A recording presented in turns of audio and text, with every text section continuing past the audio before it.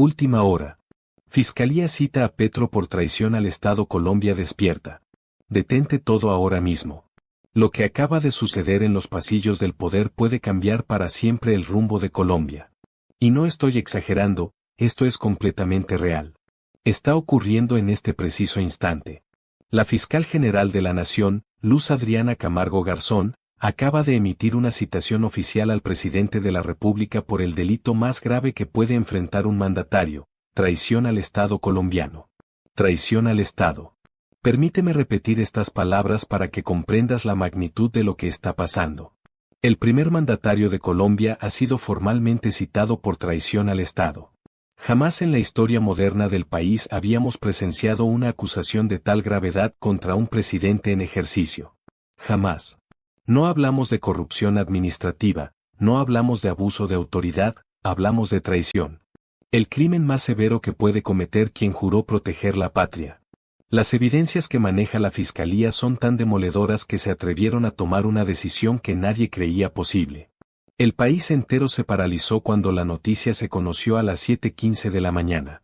Los canales de televisión interrumpieron sus programas habituales. Los portales digitales cambiaron inmediatamente sus titulares principales por una sola palabra escrita en mayúsculas: traición. Y en el interior del Palacio de Nariño reina el caos absoluto, porque lo que descubrió la Fiscalía no es una simple irregularidad administrativa, es evidencia contundente de que el presidente habría comprometido la seguridad nacional, la integridad territorial del país en beneficio de intereses extranjeros. Si esto se confirma judicialmente, no solamente perdería la presidencia, podría enfrentar décadas de prisión. Esto no es política ordinaria. Este es el momento más crítico que ha experimentado Colombia en las últimas generaciones. Y lo que estás por conocer puede transformar el panorama político nacional para siempre. Las pruebas que vamos a revelarte incluyen comunicaciones encriptadas, registros de audio comprometedores, movimientos financieros millonarios hacia el exterior y declaraciones de exfuncionarios que confirman lo inimaginable. El gobierno habría establecido una estructura diplomática paralela, completamente por fuera de los canales constitucionales, sin autorización del Congreso Nacional, sin conocimiento del Ministerio de Relaciones Exteriores, negociando asuntos de defensa nacional y seguridad interna con representantes de potencias extranjeras a espaldas de todas las instituciones del Estado. El comunicado oficial de la Fiscalía fue lapidario. 5 párrafos que activaron todas las alertas institucionales del país. El presidente ha sido citado formalmente a rendir declaración por presunta traición al Estado colombiano. El documento portaba la firma de la fiscal general Luz Adriana Camargo Garzón y especificaba que la decisión se fundamentaba en la evaluación exhaustiva de material probatorio documental y testimonial que compromete gravemente la seguridad nacional y el cumplimiento de la Carta Magna por parte de la administración presidencial. Comprometer la seguridad nacional. Estas expresiones no se emplean de manera casual. La Fiscalía no estaba sugiriendo una falta procedimental menor, estaba señalando una posible violación directa de la soberanía del territorio colombiano. Las reacciones fueron instantáneas y explosivas por todo el espectro político. Los dirigentes de la oposición convocaron de emergencia una sesión extraordinaria del Congreso de la República. La senadora María Fernanda Cabal declaró públicamente que se trataba de un hecho absolutamente sin precedentes en la historia republicana. Nunca habíamos visto un proceso judicial de semejante magnitud contra un presidente en funciones activas. Esto no puede minimizarse ni politizarse. Afuera del Palacio de Nariño, centenares de periodistas nacionales e internacionales y grupos de manifestantes comenzaron a concentrarse desde las primeras horas de la mañana. Algunos exigían explicaciones inmediatas, otros gritaban consignas defendiendo al mandatario. El ambiente se cargaba de una tensión palpable. Aeronaves de la Fuerza Aérea sobrevolaban constantemente la zona presidencial, intensificando la sensación de que algo mucho más trascendental estaba por desarrollarse. Dentro del Palacio Presidencial el clima era de incredulidad absoluta. Fuentes internas confirman que el presidente recibió la notificación formal cuando se dirigía a una reunión con el Gabinete de Seguridad Nacional. Suspendió inmediatamente todos sus compromisos, se refugió en su despacho privado, anuló completamente su agenda del día. Según información de primera mano, habría expresado con voz tensa que no permitiría que tergiversaran la realidad. Esto constituye un golpe institucional disfrazado de procedimiento judicial. Pero la citación contaba con fundamento jurídico sólido y aquí es donde la situación se torna verdaderamente estremecedora. Según el expediente número 7892-1025 PM, la Fiscalía investiga presuntos acuerdos clandestinos y filtraciones de información altamente clasificada a gobiernos foráneos en el contexto de una negociación diplomática completamente no autorizada por las instituciones competentes. Los documentos del expediente incluyen correspondencia electrónica cifrada y grabaciones de audio que demostrarían comunicación directa con representantes de otra nación en materias de defensa territorial y seguridad interna. Escucha con extrema atención lo que voy a revelarte ahora, porque constituye la clave fundamental de toda esta investigación. Las primeras señales de alerta surgieron de un informe confidencial de inteligencia militar que llegó a la Fiscalía durante el mes de agosto. El informe alertaba sobre directrices irregulares emanadas del despacho presidencial relacionadas con la presencia de efectivos militares extranjeros en zonas estratégicas del territorio nacional. Directrices que nunca transitaron por los canales oficiales establecidos, que nunca fueron sometidas a aprobación del Consejo Superior de Seguridad Nacional, que ningún funcionario del Ministerio de Defensa había autorizado formalmente. A partir de ese momento, los fiscales especializados comenzaron a recopilar evidencias y las coincidencias resultaban demasiado numerosas para ser ignoradas, demasiado precisas, demasiado comprometedoras para ser casualidad. El país se fracturó minuto tras minuto. Los defensores del mandatario denunciaban persecución judicial politizada. Los críticos celebraban un acto de justicia histórico. En los mercados financieros, el peso colombiano se desplomó 5.2% en menos de 8 horas de negociación. Las representaciones diplomáticas extranjeras activaron inmediatamente protocolos de alerta y los medios internacionales comenzaron a catalogar el caso como la crisis institucional más severa de Colombia en décadas recientes. Pero aguarda, porque lo que descubrió la Fiscalía trasciende ampliamente unas simples filtraciones de información. Todo se originó con un informe reservado archivado bajo la denominación Operación Amanecer. Durante el mes de abril, una unidad especializada de inteligencia militar interceptó una serie de comunicaciones que debían ser remitidas inmediatamente a las autoridades judiciales. En esos mensajes se discutían movimientos tácticos de las Fuerzas Armadas y decisiones diplomáticas de máximo nivel que, sorprendentemente, habían sido transmitidas desde el despacho presidencial antes de recibir aprobación oficial del Consejo Superior de Seguridad Nacional. El informe contenía correspondencia electrónica encriptada, fragmentos de grabaciones telefónicas y un memorando interno clasificado como reservado nivel máximo. En él se mencionaba una instrucción directa para establecer un canal de comunicación informal con delegados de un gobierno extranjero cuya identidad permanece bajo reserva judicial para discutir condiciones de cooperación militar por fuera del marco de los tratados bilaterales existentes. Ese único detalle encendió todas las alarmas institucionales, porque Colombia, según la Constitución política, no puede negociar acuerdos de defensa o inteligencia sin la aprobación expresa del Congreso de la República, mucho menos cuando implican el intercambio de información clasificada de seguridad nacional. Según fuentes del ente investigador, las pruebas señalan hacia un manejo paralelo de la política exterior operado desde el círculo más íntimo del presidente. La Fiscalía logró reconstruir la cadena completa de mensajes comprometedores. El primero, con fecha del 23 de febrero de 2025, fue enviado desde una cuenta institucional oficial y contenía documentos adjuntos con los planes detallados de reposicionamiento de tropas en la frontera oriental. Planes militares ultrasecretos, información clasificada de máxima seguridad nacional. El último mensaje, enviado el 18 de abril, confirmaba que la propuesta había sido recibida y evaluada positivamente por el gobierno extranjero involucrado. Ambos mensajes, según los análisis periciales forenses, fueron enviados desde servidores ubicados físicamente dentro de las instalaciones del Palacio de Nariño. Para los fiscales especialistas, esto era suficiente para considerar que se había materializado una violación del artículo 467 del Código Penal colombiano. El artículo que tipifica como traición todo acto que comprometa la seguridad y la soberanía del Estado en beneficio de un tercero extranjero. Las penas por este delito oscilan desde 25 años de prisión hasta cadena perpetua en casos de extrema gravedad. Pero las evidencias no se limitaban exclusivamente a la correspondencia electrónica, y aquí es donde la historia adquiere dimensiones aún más devastadoras.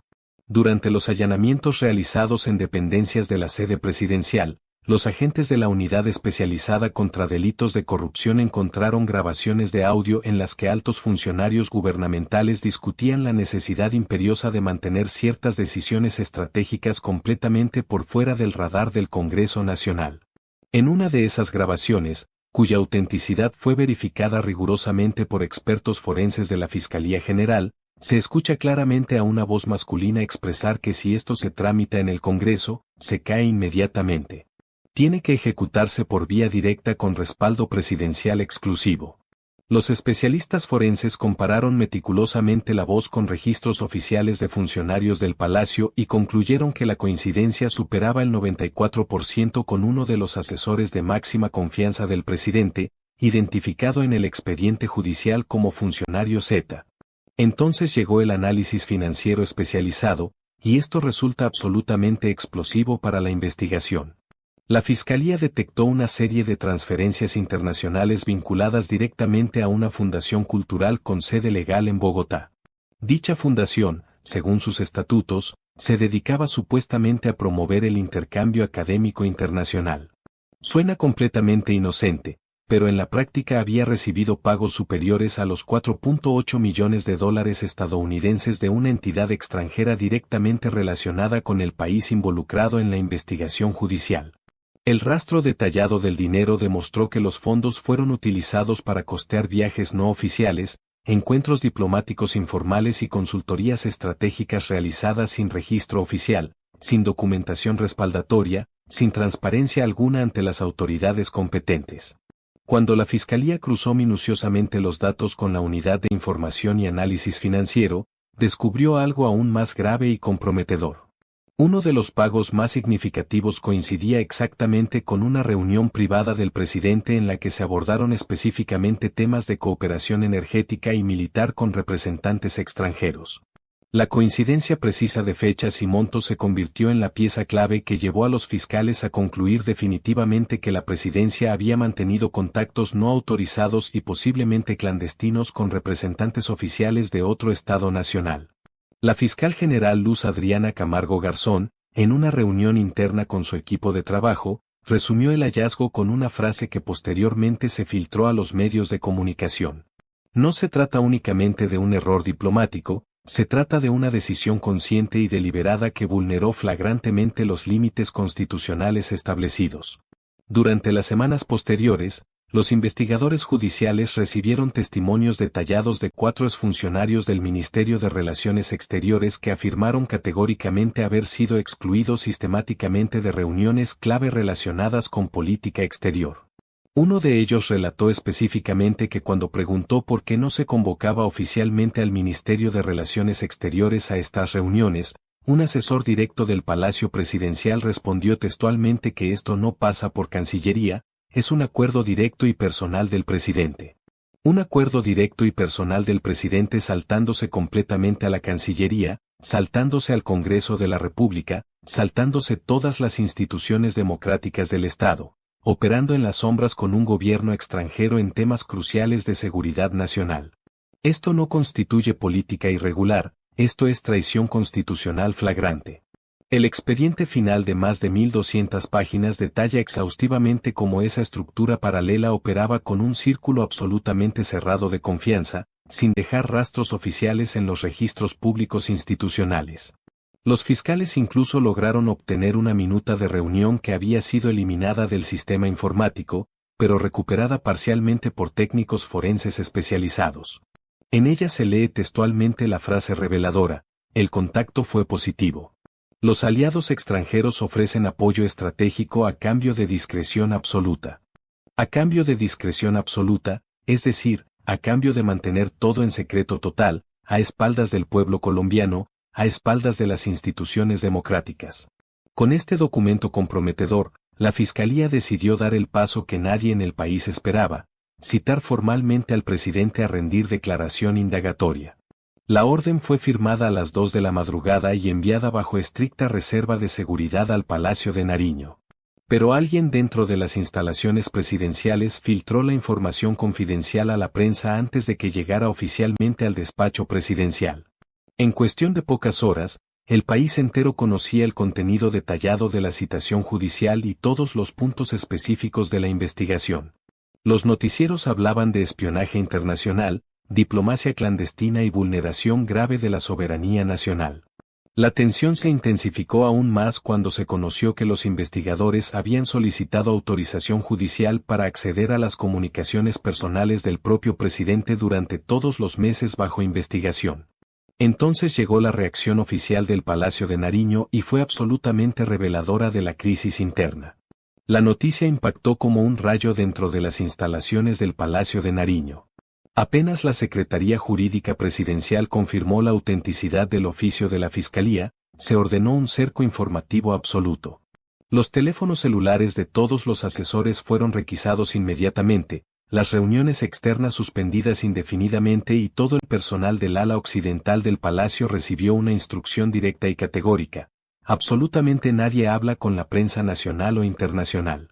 El presidente permaneció la mayor parte del día completamente encerrado en su despacho privado. Según fuentes del equipo presidencial, no aceptó llamadas telefónicas ni siquiera de sus ministros más cercanos y colaboradores de confianza.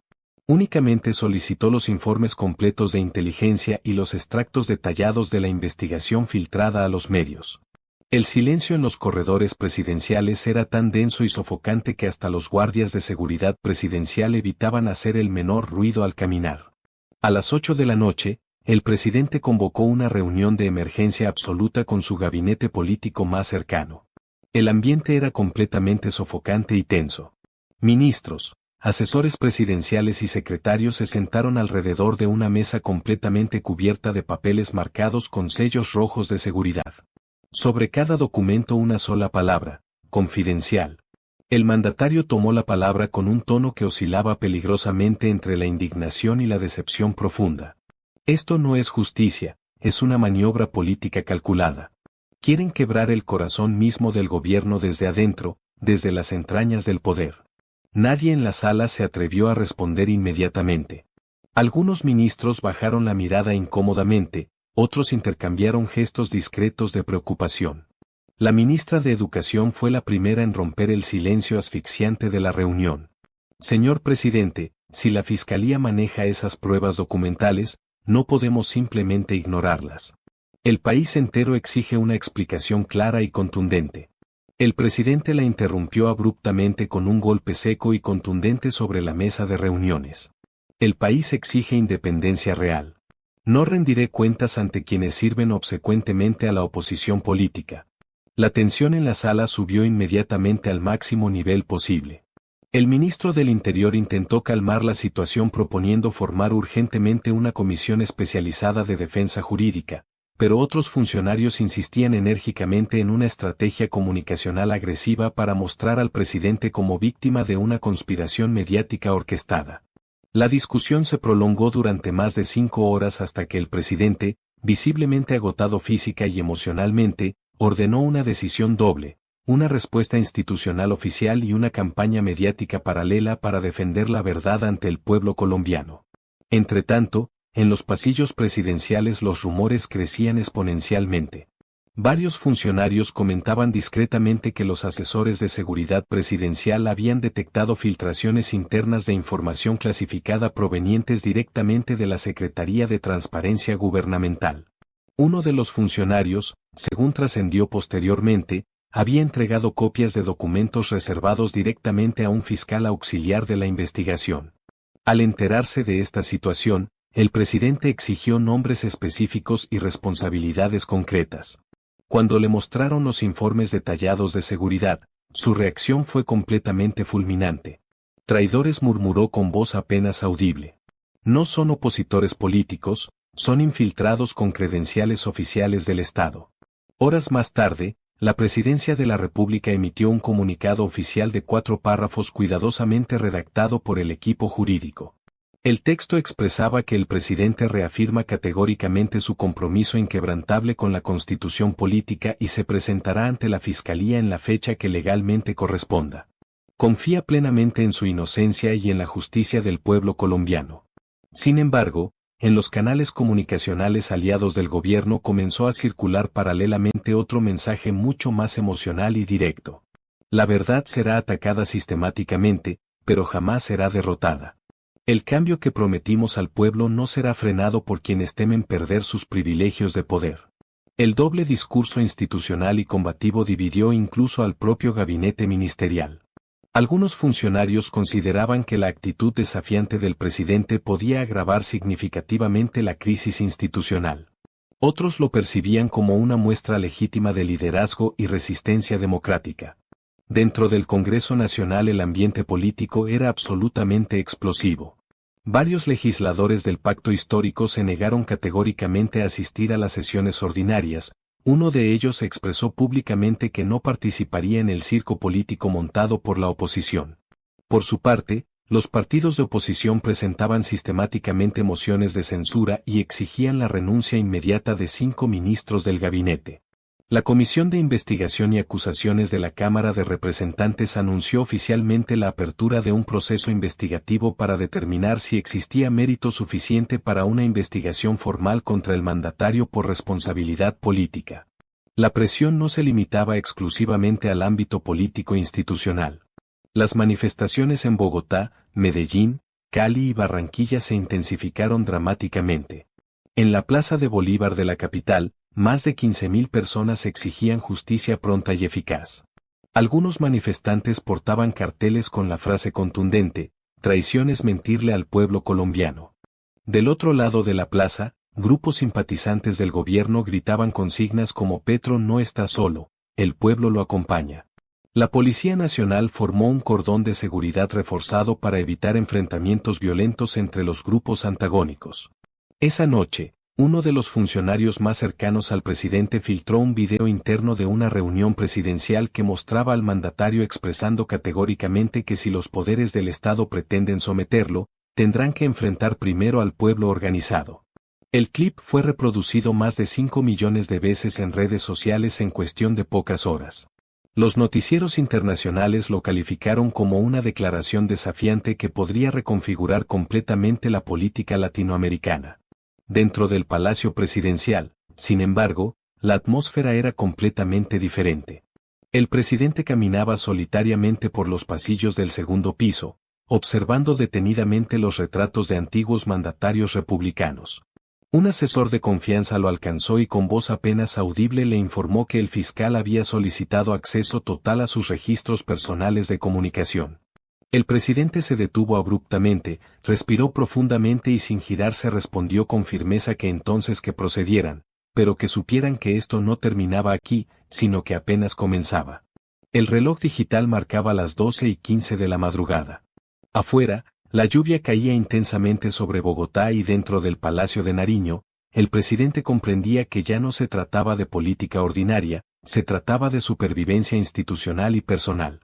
Al amanecer del día siguiente, el alba en Bogotá llegó cubierta por un cielo gris plomizo y el eco constante de helicópteros de la Fuerza Aérea sobrevolando permanentemente la Plaza de Bolívar. El país amanecía dividido en dos mitades completamente irreconciliables. De un lado, miles de manifestantes se congregaban organizadamente frente al Palacio de Justicia, exigiendo la renuncia inmediata e incondicional del presidente de la República. Del otro lado, multitudes vestidas con camisetas blancas sostenían pancartas que decían categóricamente, no al golpe judicial, sí a la democracia. Los noticieros internacionales transmitían en directo desde la capital colombiana. CNN Internacional, BBC World Service, France 24 y Al Jazeera English hablaban de una crisis de Estado inminente en Colombia. El titular del diario El País de Madrid fue absolutamente contundente. Petro, citado por traición, enfrenta el momento más oscuro de su mandato presidencial. En Washington, el portavoz oficial del Departamento de Estado declaró públicamente que Estados Unidos confía plenamente en las instituciones democráticas colombianas y espera un proceso completamente transparente y justo, pero la ambigüedad calculada del mensaje oficial no pasó desapercibida para los analistas internacionales. Desde Caracas, el gobierno venezolano acusó directamente a la Fiscalía colombiana de ser un brazo ejecutor de la oligarquía nacional e internacional. Por su parte, desde Bruselas, la Unión Europea pidió oficialmente prudencia y respeto absoluto por la independencia del Poder Judicial. En medio del fuego cruzado diplomático continental, la economía nacional comenzaba a resentirse gravemente. La Bolsa de Valores de Colombia se desplomó un 11% en apenas 36 horas de negociación continua. Las empresas multinacionales suspendían contratos de inversión, las embajadas reportaban cancelaciones masivas de proyectos, los analistas económicos hablaban de un efecto dominó que podría arrastrar al país a una recesión profunda si la crisis política no se resolvía expeditamente. Pero más allá de los números macroeconómicos, la fractura social era profundamente emocional. Las familias colombianas se dividían en la mesa del desayuno. Los grupos de amigos discutían acaloradamente en las calles, los medios de comunicación se convertían en trincheras ideológicas absolutas. El país ya no debatía sobre política tradicional, sino sobre lealtad fundamental. Lealtad al presidente o lealtad ciega a la justicia institucional. La cita judicial del presidente fue programada oficialmente para el miércoles de la siguiente semana. El comunicado oficial de la Fiscalía General detallaba específicamente que el presidente debería presentarse a rendir declaración indagatoria en calidad de investigado, acompañado de su equipo jurídico especializado. Era la primera vez en la historia moderna republicana de Colombia que un mandatario en funciones activas enfrentaba una investigación penal formal por traición al Estado. A medida que se acercaba inexorablemente la fecha establecida, el cerco mediático se intensificaba exponencialmente. Cada gesto, cada palabra, cada expresión del presidente era analizada meticulosamente con lupa por periodistas nacionales e internacionales. En su cuenta oficial de X escribió una frase que se volvió viral inmediatamente: la verdad no se defiende desde el silencio cómodo, sino desde la historia que escriben los pueblos libres. El mensaje fue interpretado masivamente como un desafío directo y categórico a la Fiscalía General de la Nación. Pocas horas después, desde la cárcel La Picota de Bogotá, un exfuncionario del gobierno anterior, condenado por corrupción agravada, publicó un video afirmando tener documentos que probarían contactos clandestinos entre la presidencia actual y emisarios extranjeros de países no aliados. El caos informativo alcanzó niveles completamente insostenibles para las instituciones democráticas. Entretanto, en el interior del Palacio Presidencial la tensión era absolutamente insoportable. Los asesores jurídicos trabajaban día y noche preparando meticulosamente los argumentos de defensa y las pruebas de descargo. Sin embargo, una filtración adicional cambió radicalmente el tono de la estrategia defensiva. Un correo electrónico recuperado de los servidores oficiales de la Cancillería, fechado apenas 3 semanas antes, mostraba instrucciones explícitas y detalladas para establecer comunicación directa con un delegado extranjero específico en representación personal del presidente. Esta evidencia documental se convirtió en el eje central y definitivo del expediente judicial. La fiscal general Luz Adriana Camargo Garzón, en rueda de prensa televisada nacionalmente, fue absolutamente categórica. La citación al presidente no constituye una persecución política partidista, es una obligación institucional ineludible ante hechos verificables y documentados. Nadie, absolutamente nadie en este país, está por encima de la ley constitucional. El mensaje resonó por todo el continente sudamericano. Desde Buenos Aires, Santiago de Chile, Lima y Quito, los principales noticieros latinoamericanos abrían sus ediciones centrales con imágenes del Palacio de Nariño custodiado permanentemente por efectivos militares. En redes sociales, las etiquetas Petro citado, traición de Estado y Colombia en crisis dominaron las tendencias mundiales durante más de 48 horas consecutivas. El miércoles establecido llegó inexorablemente. A las 9 en punto de la mañana, una caravana de vehículos oficiales blindados partió desde el Palacio de Nariño con rumbo directo al búnker de la Fiscalía General. El trayecto de apenas 12 minutos se convirtió en el recorrido más tenso y vigilado de la historia reciente republicana de Colombia. Miles de ciudadanos observaban expectantes desde los puentes vehiculares y avenidas principales, 7 helicópteros acompañaban permanentemente el desplazamiento presidencial. Los gritos de la multitud se mezclaban caóticamente entre aplausos de apoyo y abucheos de rechazo. Cuando el vehículo blindado presidencial se detuvo frente a la sede judicial, el presidente bajó lentamente, completamente rodeado por su equipo de seguridad especializada. No ofreció declaraciones a la prensa, únicamente levantó la mirada hacia las cámaras de televisión y respiró profundamente antes de ingresar a las instalaciones. El silencio de las cámaras de televisión era absolutamente sepulcral. Durante 5 horas y media, el presidente respondió preguntas en una sala cerrada herméticamente. La prensa nacional e internacional aguardaba pacientemente afuera de las instalaciones. Al salir del interrogatorio, su rostro mostraba serenidad aparente, pero también un cansancio profundo que no lograba disimular completamente.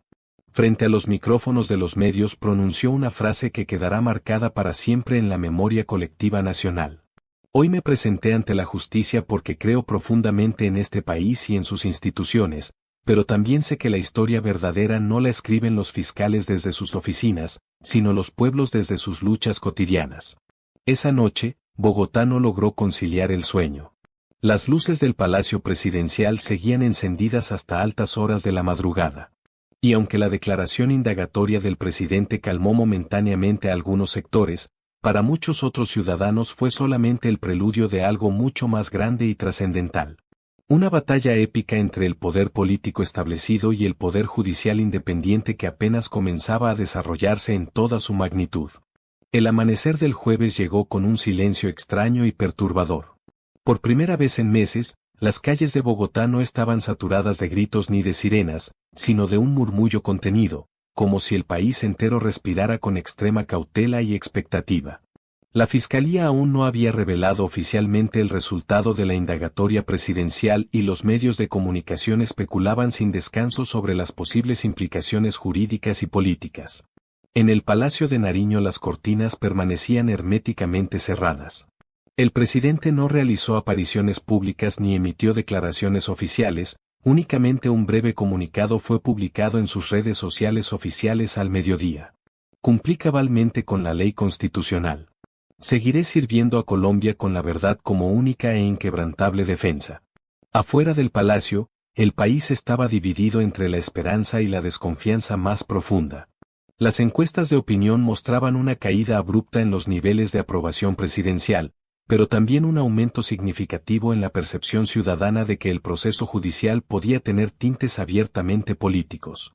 En las plazas públicas de las principales ciudades, algunos grupos coreaban su nombre con fervor, otros pedían su renuncia inmediata e incondicional. Esa noche se tuvo acceso exclusivo a una nueva filtración judicial completamente reveladora. Un informe interno de la Fiscalía confirmaba categóricamente que el despacho presidencial había autorizado efectivamente el envío de información reservada a un canal diplomático no oficial, aunque no quedaba completamente claro si el mandatario estaba directamente al tanto de todos los detalles operativos. Ese matiz sutil, una sola línea en un documento técnico de cientos de páginas, podría definir completamente el futuro político de todo un gobierno y de todo un país.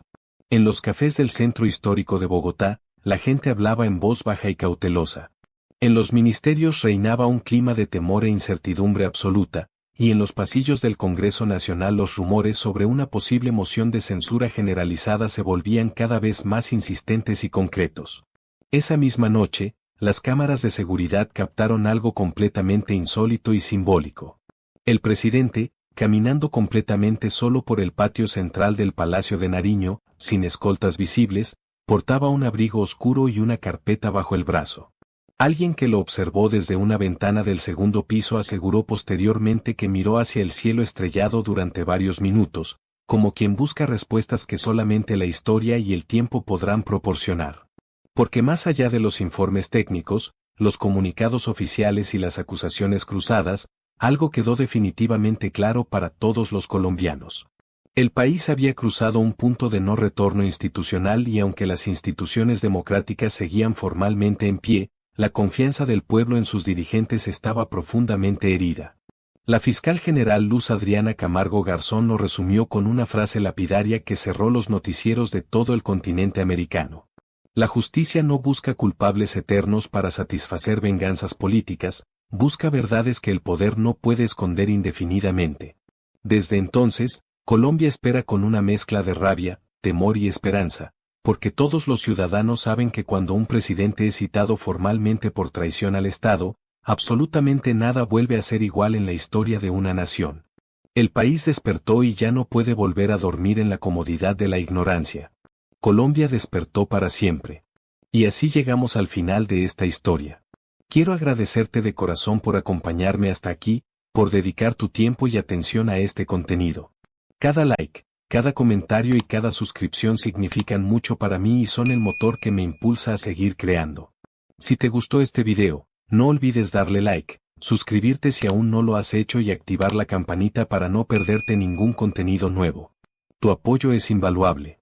Antes de despedirme, quiero recordarte que detrás de cada video hay horas de trabajo, pasión y dedicación. Así que, si este contenido te gustó, compártelo con alguien más y ayúdame a llegar a más personas. Gracias nuevamente por estar aquí, por ser parte de esta comunidad. ¿Crees que las instituciones colombianas están preparadas para enfrentar una crisis de esta magnitud? ¿Qué opinas sobre el equilibrio entre los poderes del Estado en situaciones límite como esta? Déjame tu opinión en los comentarios. Me encanta leer lo que piensas y generar debate constructivo sobre estos temas tan importantes para nuestro país.